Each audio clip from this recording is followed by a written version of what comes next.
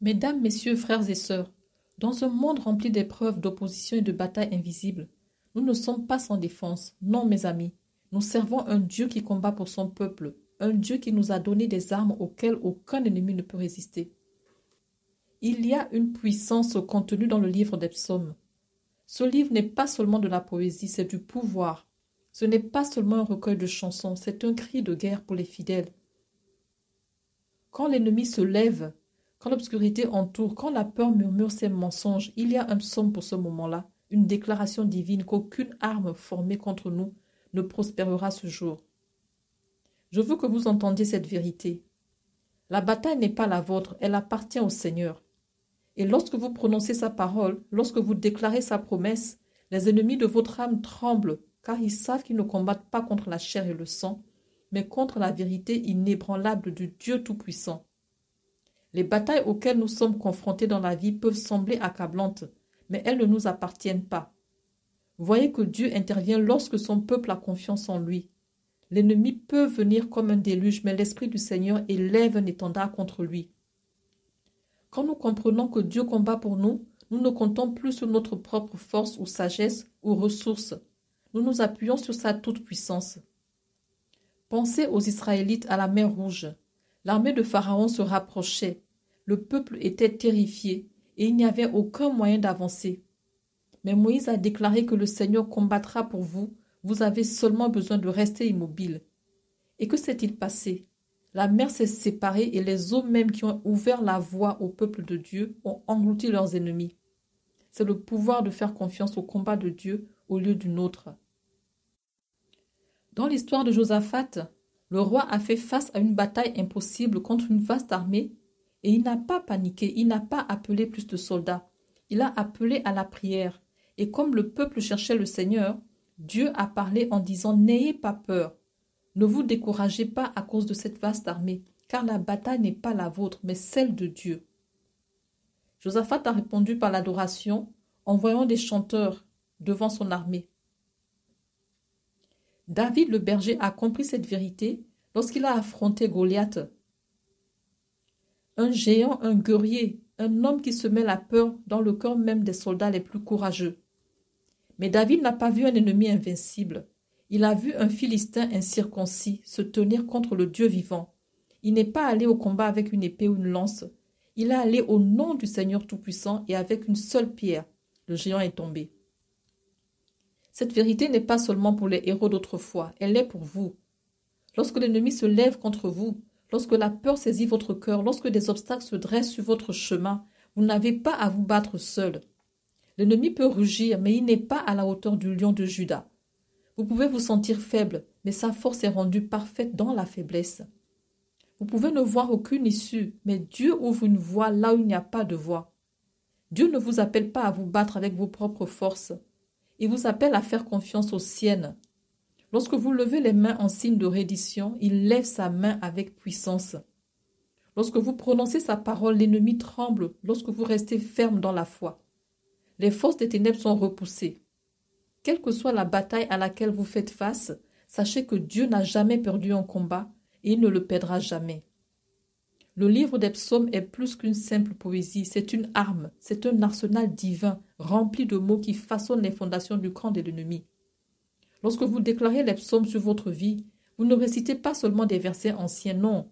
Vous prononcez le souffle même de Dieu dans votre situation. L'ennemi ne peut pas résister à la puissance de la parole de Dieu. Il n'a aucune défense contre elle. Dans toutes les Écritures, nous voyons la puissance des paroles prononcées. Lorsque Jésus a été tenté dans le désert, il n'a pas discuté avec le diable, ni n'a pas utilisé le raisonnement humain, non. Il a simplement prononcé la parole de Dieu. Il est écrit qu'il a déclaré, et à chaque déclaration, l'ennemi a perdu du terrain jusqu'à n'avoir d'autre choix que de fuir. Alors si Jésus, le Fils de Dieu, a utilisé les Écritures pour vaincre l'ennemi, à combien plus forte raison devrions-nous le faire? Les psaumes sont remplis de déclarations de victoire, de protection et de délivrance. Le psaume 91 déclare que ceux qui demeurent dans le lieu secret du Très-Haut se reposeront à l'ombre de Tout-Puissant. Il parle des anges de Dieu qui gardent son peuple et le protègent des maladies mortelles et délivrent du piège de l'ennemi. Lorsque vous déclarez le psaume 91 sur votre vie, Vous construisez une forteresse autour de vous-même qu'aucune arme ne peut pénétrer. Le psaume 23 nous rappelle que même dans la vallée de l'ombre de la mort, nous ne craindrons aucun mal car Dieu est avec nous. Pourquoi? Parce que Dieu combat pour nous. Il parle de sa houlette et de son bâton qui nous guide, d'une table préparée pour nous en présence de nos ennemis. Ce qui signifie que peu importe la force et l'opposition, la provision et la protection de Dieu sont plus grandes. Lorsque vous déclarez ce psaume, vous vous rappelez à vous-même et à l'ennemi que Dieu est votre berger et qu'il ne vous abandonnera jamais. Le psaume 35 est un cri de guerre pour ceux qui font face à des ennemis et à l'injustice. David crie à Dieu lui demandant de combattre ceux qui combattent contre lui, de prendre son bouclier et son armure pour se lever pour le défendre. Ce n'est pas seulement un appel désespéré, c'est une puissante déclaration de foi. David savait que Dieu était son défenseur. Lorsque vous déclarez le psaume 35, vous invitez Dieu à intervenir dans votre bataille et à faire taire l'ennemi. Les psaumes ne sont pas que des mots, ce sont des armes spirituelles parlées avec foi. Elles libèrent de la puissance lorsqu'elles sont déclarées avec autorité. Elles changent d'atmosphère lorsqu'elles sont priées au nom de Jésus. Elles démantèlent les plans de l'ennemi. Le diable ne craint pas nos opinions, ni nos émotions ou nos efforts, mais il tremble à la parole de Dieu. Il sait que la parole de Dieu ne revient pas sans effet. Elle accomplit ce pourquoi elle a été envoyée. Si vous vous sentez encerclé, si vous vous sentez attaqué, si vous sentez que l'ennemi se rapproche, ouvrez la bouche, déclarez les psaumes, prononcez-les dans votre maison, votre famille, votre avenir. La même puissance qui a délivré David, qui a protégé Moïse, qui a conduit Jésus à la victoire est à votre disposition grâce à la parole vivante et active de Dieu. La peur est l'une des plus grandes armes que l'ennemi utilise contre le peuple de Dieu. Elle paralyse, affaiblit et déforme notre foi. Elle fait paraître l'ennemi plus grand qu'il ne l'est en réalité et nous fait oublier qui nous servons. Mais la Bible dit clairement une chose, la foi est plus grande que la peur. La foi est la clé de la victoire. Et lorsque nous faisons confiance aux promesses de Dieu, la peur perd son emprise. Depuis le début des temps, la peur a été l'outil de l'ennemi. Dans le jardin d'Éden, après qu'Adam et Ève aient péché, la première émotion, ils ont éprouvé la peur. Ils se sont cachés de Dieu, honteux, effrayés. La peur essaie toujours de nous séparer de la présence de Dieu. Mais la foi nous rapproche. Lorsque la peur dit que vous êtes seul, la foi déclare que Dieu ne me quittera jamais et ne m'abandonnera jamais. Lorsque la peur murmure que vous échouerez, la foi déclare que je peux tout faire par le Christ qui me fortifie. La Bible est remplie d'histoires de personnes qui ont surmonté la peur en restant fermes sur la foi. Pensez à Josué. Il était sur le point de conduire Israël dans la terre promise, un endroit rempli d'ennemis plus forts qu'eux. Mais Dieu lui a dit d'être fort et courageux. N'ayez pas peur, ne vous découragez pas, car le Seigneur votre Dieu sera avec vous partout où vous irez. Josué avait toutes les raisons d'avoir peur, mais il a choisi de faire confiance à la promesse de Dieu, et à cause de sa foi, les murs sont tombés, les ennemis ont été vaincus, et Israël a pris possession du pays. David, jeune berger, a affronté le géant Goliath, alors que personne d'autre ne l'aurait fait. Toute l'armée israélite tremblait de peur, mais David ne l'a pas fait. Pourquoi? Parce que sa foi était en Dieu et non dans sa propre force. Il a déclaré hardiment, « Vous venez contre moi avec l'épée et la lance, eh bien moi je viens contre vous dans le nom du Seigneur Tout-Puissant. » Et avec une seule pierre, le géant est tombé. La peur a vu un géant trop grand pour être vaincu. La foi a vu un géant trop petit pour résister à Dieu. La peur grandit souvent lorsque nous nous concentrons sur le problème au lieu de la puissance de Dieu. Les disciples ont appris cette leçon au milieu d'une tempête, alors que le vent et les vagues faisaient rage. Ils ont paniqué, convaincus qu'ils allaient mourir, mais Jésus, endormi dans le bateau, s'est levé, a réprimandé la tempête avec un mot. Puis il s'est tourné vers ses disciples et a demandé, « Pourquoi avez-vous si peur? N'avez-vous pas toujours la foi ?» La tempête était réelle, mais la présence de Jésus l'était aussi. La foi nous rappelle qu'aucune tempête n'est plus grande que celui qui contrôle le vent et les vagues. La foi n'est pas l'absence de peur, c'est le refus de laisser la peur vous contrôler. Quand la peur surgit, la foi répond avec les promesses de Dieu. Le psaume 27 déclare que l'Éternel est ma lumière et mon salut. De qui aurais-je peur? Le psaume 56 dit que lorsque j'ai peur, je mets ma confiance en l'Éternel. La peur peut frapper, mais la foi répond à la porte avec la vérité inébranlable de la parole de Dieu. Les batailles spirituelles ne peuvent pas être gagnées avec des armes terrestres. Trop souvent, les gens essaient de combattre leurs ennemis avec la force humaine par des arguments, par la manipulation, par la puissance physique. Mais la Bible dit clairement que notre bataille n'est pas contre la chair et le sang. C'est contre les forces spirituelles, contre les dirigeants des ténèbres, contre les stratagèmes de l'ennemi. Et parce que notre bataille est spirituelle, nous devons combattre avec une arme spirituelle. La parole de Dieu nous dit dans Éphésiens 6 de revêtir l'armure complète de Dieu. Ce n'est pas une suggestion, c'est un commandement. Aucun soldat ne va au combat sans son armure, et aucun croyant peut résister à l'ennemi sans la protection de Dieu. La ceinture de la vérité, la cuirasse de la justice, le bouclier de la foi, le casque du salut, ce ne sont pas seulement des pièces symboliques, non. Ce sont des défenses essentielles contre les attaques du diable. Et puis, il y a l'épée de l'esprit qui est la parole de Dieu. C'est notre seule arme offensive, l'arme qui fait fuir l'ennemi. Quand Jésus a été tenté dans le désert, il n'a pas discuté avec Satan ni négocié.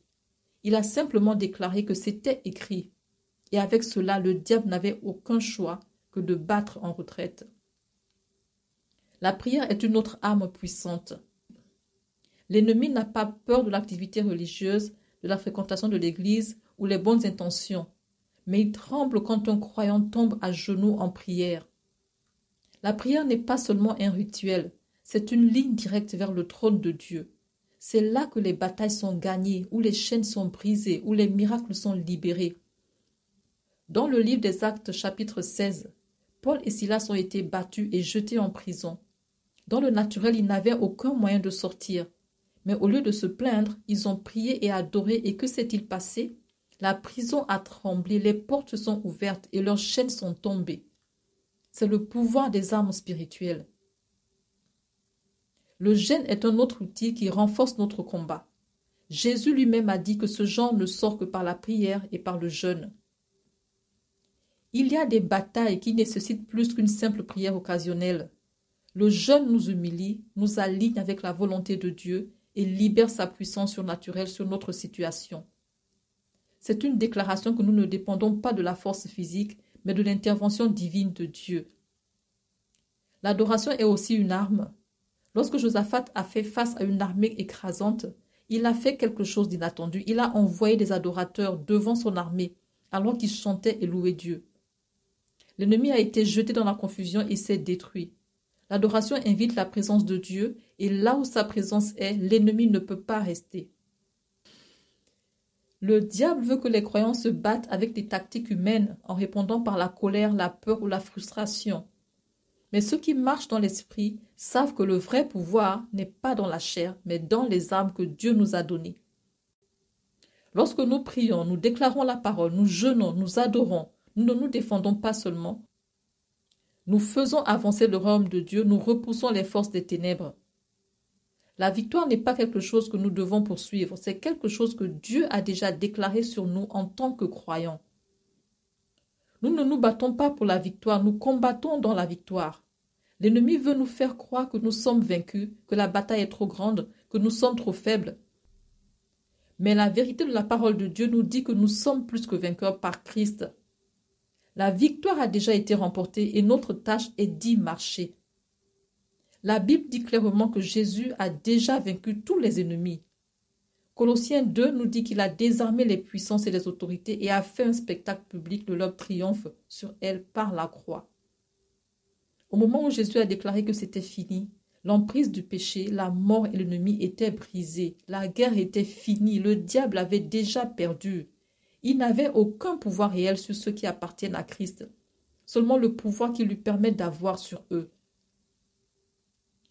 Lorsque les Israélites se tenaient devant les murs de Jéricho, la ville semblait impossible à conquérir. Les murs étaient épais, les portes étaient verrouillées et l'ennemi était fort. Mais Dieu a dit à Josué, « Vois-tu, j'ai livré Jéricho entre ta main. » Remarquez le langage de Dieu. Il n'a pas dit « Je te donnerai Jéricho ».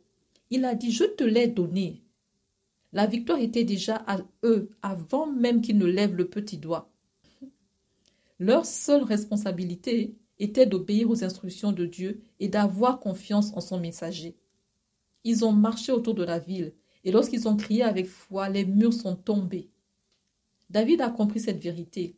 Lorsqu'il a fait face à Goliath, il n'est pas entré sur le champ de bataille en se demandant s'il gagnerait. Il est venu en sachant que la victoire était déjà sienne. Il a déclaré avec confiance, ce jour-là, le Seigneur te livre entre mes mains. Il ne s'est pas battu de son propre chef, il s'est battu au nom du Seigneur et ce nom a garanti son triomphe. Trop de croyants vivent comme s'ils essayaient encore de gagner une bataille que Dieu a déjà sécurisée. Ils laissent la peur, le doute, le découragement prendre le dessus parce qu'ils oublient la puissance de l'œuvre achevée du Christ. Le diable essaiera de tromper, d'intimider, de distraire, mais il ne peut pas défaire ce que Jésus a déjà fait. C'est pourquoi nous devons rester fermes. Éphésiens 6 nous dit qu'après avoir tout fait pour rester debout signifie refuser de reculer, refuser de se rendre à la peur, refuser de croire les mensonges de l'ennemi. Cela signifie s'accrocher aux promesses de Dieu même lorsque la bataille semble féroce. Apocalypse 12 nous dit que les croyants vainquent l'ennemi par le sang de l'agneau et par la parole de leur témoignage. Le sang de Jésus a déjà remporté la victoire et notre travail est de le déclarer. Lorsque nous disons la vérité de ce que Dieu a fait, lorsque nous proclamons sa parole, lorsque nous rappelons à l'ennemi qu'il est déjà vaincu, nous marchons dans la victoire qui a toujours été la nôtre. L'adoration est une âme puissante dans la guerre spirituelle, une âme que l'ennemi ne peut pas comprendre ou vaincre. Le diable qui voulait l'adoration au ciel travaille maintenant sans relâche pour entraver la louange du peuple de Dieu. Pourquoi? Parce qu'il sait que lorsque le peuple de Dieu adore, quelque chose de puissant se produit. L'adoration ne nous amène pas seulement dans la présence de Dieu, elle ébranle les fondements même du camp de l'ennemi. Elle confond l'adversaire, elle désarme les forces, elle déclare la souveraineté de Dieu sur chaque situation. Lorsque nous louons Dieu, nous ne chantons pas seulement des chansons, nous ne faisons pas que du mouvement, non. L'adoration est une déclaration de qui est Dieu et de ce qu'il a fait. C'est une proclamation que Dieu règne en maître sur tout, sur nos circonstances, nos peurs, nos ennemis. L'adoration centre nos cœurs sur Dieu, alignant nos pensées sur sa puissance, nous rappelant ses promesses, renforçant notre foi. L'ennemi ne peut pas résister à la vérité que nous déclarons dans l'adoration. Tout au long des Écritures, nous voyons la puissance de l'adoration dans la bataille. L'un des exemples les plus frappants se trouve dans 2 Chroniques 28. Le roi Josaphat a fait face à une alliance d'armées puissantes qui sont venues détruire Juda. La peur a commencé à saisir le cœur du peuple, mais au lieu de battre en retraite ou d'essayer de se battre avec leurs propres forces, Josaphat a appelé le peuple à la prière et à l'adoration. Il a proclamé un jeûne et a rassemblé la nation, puis Dieu parla en leur disant qu'ils n'auraient pas besoin de se battre dans cette bataille, que le Seigneur les délivrerait. En réponse, il envoya des chanteurs et des adorateurs devant son armée. Les adorateurs n'étaient pas des guerriers, c'étaient des hommes et des femmes avec un cœur pour louer Dieu. Alors qu'ils commençaient à chanter et prier pour la protection et la victoire, quelque chose de surnaturel s'est produit. L'ennemi a été jeté dans la confusion et ils se sont retournés les uns contre les autres. Au moment où le peuple de Juda est arrivé sur le champ de bataille, tout ce qu'ils ont trouvé était des cadavres. La puissance de l'adoration avait vaincu leurs ennemis sans qu'une seule épée ne soit tirée. Dans Actes chapitre 16, nous voyons un autre exemple de la puissance de l'adoration. Au milieu de l'adversité, Paul et Silas étaient emprisonnés, battus, enchaînés. Ils avaient toutes les raisons de se plaindre, d'être découragés. Mais au lieu de se vautrer dans le désespoir, ils ont commencé à chanter des hymnes et à louer Dieu. Et pendant qu'ils adoraient, il y a eu un tremblement de terre qui a secoué les fondations de la prison. Les portes étaient ouvertes, les chaînes sont tombées et ils ont été libérés. L'adoration a brisé leurs chaînes physiques, mais cela a également renforcé leur esprit, leur rappelant qu'ils n'étaient pas prisonniers de leurs circonstances. Ils étaient libres en Christ. L'adoration n'est pas seulement une réponse à la victoire, c'est une arme qui apporte la victoire. Lorsque nous louons Dieu au milieu de la tempête, lorsque nous l'adorons face à l'ennemi, nous déclarons que Dieu est plus grand que toute peur, épreuve ou opposition. L'ennemi peut essayer de faire taire notre louange, mais il ne peut pas faire taire la puissance de Dieu qui est libérée à travers elle. La vérité est que lorsque nous adorons, nous déclarons notre confiance dans la capacité de Dieu à se battre pour nous, pour surmonter tout obstacle et vaincre chaque ennemi. C'est par notre adoration que la puissance de Dieu se manifeste et que les plans de l'ennemi sont contrecarrés. Alors que nous restons fermes dans les promesses de Dieu, rappelons-nous que nous ne menons pas une bataille que nous sommes destinés à perdre. La victoire est déjà nôtre, grâce à l'œuvre achevée de Christ. Nous avons été équipés d'armes spirituelles puissantes, la prière, la parole de Dieu, l'adoration, la foi. Les psaumes déclarent notre victoire. Nous rappelons que Dieu combat pour nous, qu'aucune âme formée contre nous ne prospérera, que nous sommes plus que vainqueurs par celui qui nous a aimés. Lorsque l'ennemi se lève, nous ne reculons pas dans la peur ou le combat par notre propre force. Nous restons confiants que le Seigneur est notre force et notre bouclier, notre forteresse et notre délivrance. L'ennemi peut rugir, mais il ne peut pas prévaloir, car nous ne sommes pas seuls dans cette bataille. Dieu est avec nous et il a déjà assuré notre triomphe. Alors élevons nos voix dans l'adoration, prononçons sa parole avec audace, marchons dans la puissance qui nous a été donnée. Peu importe ce que l'ennemi nous lance, nous pouvons déclarer avec confiance que la bataille appartient au Seigneur et la victoire est certaine. Notre Dieu est un puissant guerrier et avec lui, nous ne pouvons pas être vaincus.